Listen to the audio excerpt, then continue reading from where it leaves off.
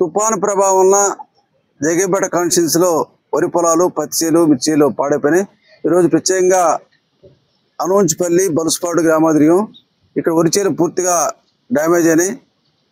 ఈ రైతులు డిమాండ్ చేసే ప్రభుత్వాన్ని మాయిశ్చర్ శాతం విషయంలో కూడా మరి చూసి చూడనట్టుగా అటు ఎక్కువ శాతం మరి 14 కాకుండా 16, 17 పర్లేదా, 17 కాకపోతే 2% ఎక్కువనా సరే తీసుకొని డిమాండ్ చేస్తా ఉన్నారు. తప్పకుండా దాన్ని కూడా మేము ప్రభుత్వం తీసుకెళ్తాం.